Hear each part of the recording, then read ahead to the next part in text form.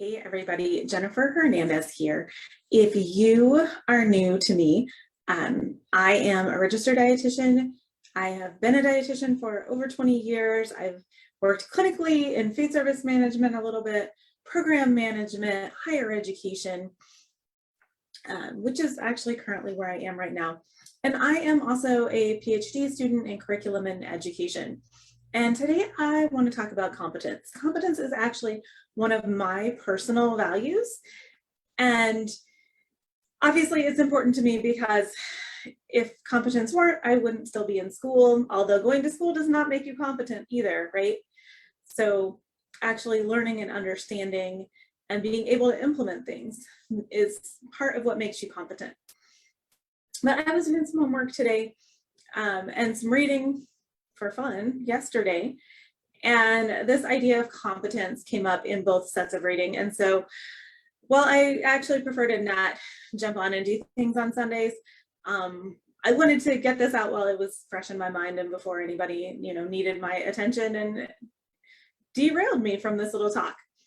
So what I was reading today was about actually about standardized tests and are they fair, are they biased, things like that. And within that reading, the author was talking about a study that was done decades ago, where a researcher was looking at Black-white pay gaps. And this researcher found that yes, Black-white pay gaps did exist, but when he adjusted for level of education and competence, those pay gaps went away. Now, this researcher happened to be a Black man. He was not trying to argue against Black-white pay gaps.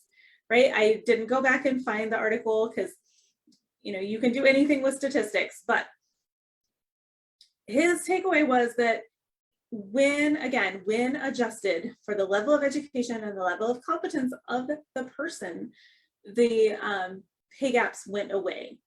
Now, he was not arguing that there's not a gap in educational access, right? There was not an argument saying not only is there no pay gap, but there's also no gap in level of education and competence, because that is not the takeaway from this.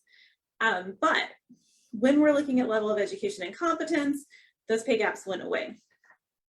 Now, taking that one step further, not all fields are valued equally, right? So there are fields that maybe require less education, but are going to pay more. My husband, he doesn't have a degree, but he has had more than one job where he has made more money than me because his skills are valued more highly than mine. The neighbor was talking about trying to get into an ultrasound tech program and was talking about the pay, and I looked it up. Guess what? An associate's degreed ultrasound tech makes more money than, generally speaking, a master's prepared dietitian. Right? So not all fields are valued equally. And I'm going to drop some hard truths here. Okay.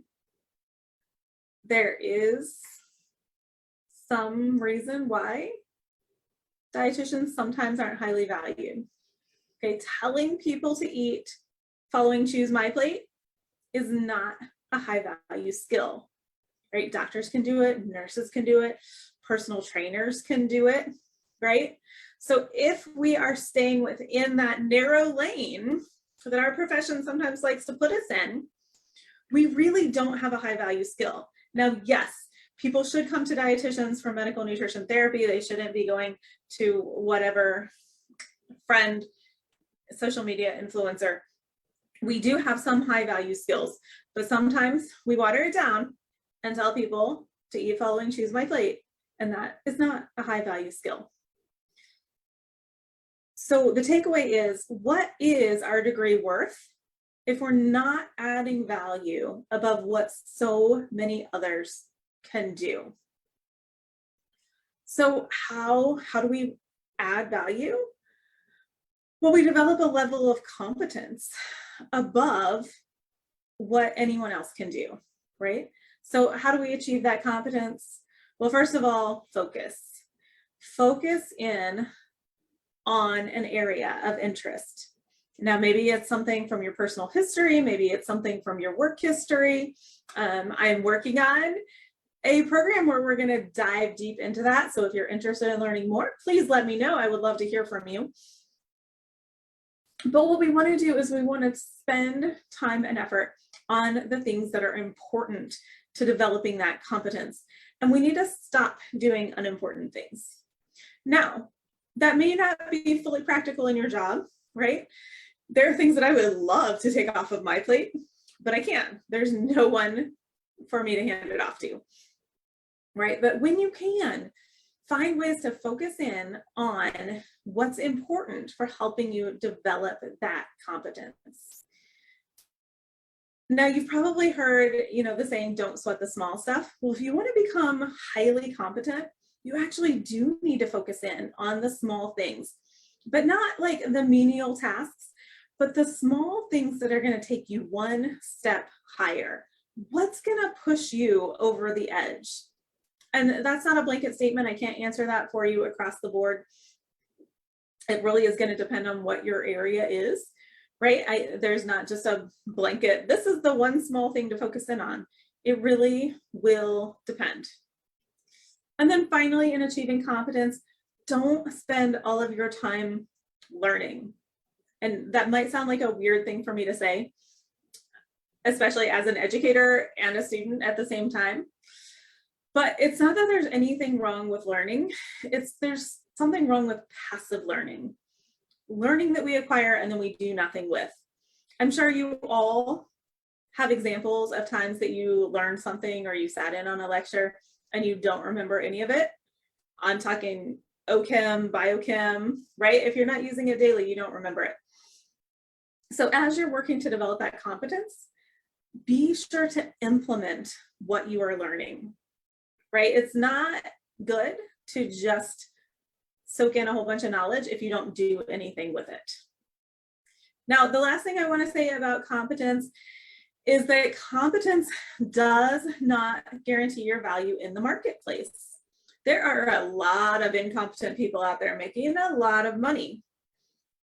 I'm not going to call anyone out. I'm not going to mention specifics, but you can probably picture one in your head. But also, you may be very competent, but you may not be valued by others. So I feel really competent in my job, right? I feel like I'm a good educator and I feel like I do my job well. But for the second year in a row, my employer is offering me a pay cut. That's another story for another day. We'll get to it someday, not today. But anyway, I just wanted to pop on real quick and talk about competence.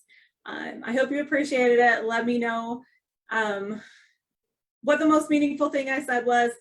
Let me know if you want to learn more about developing competence and identifying your strengths areas. All right, thanks. Have a great day.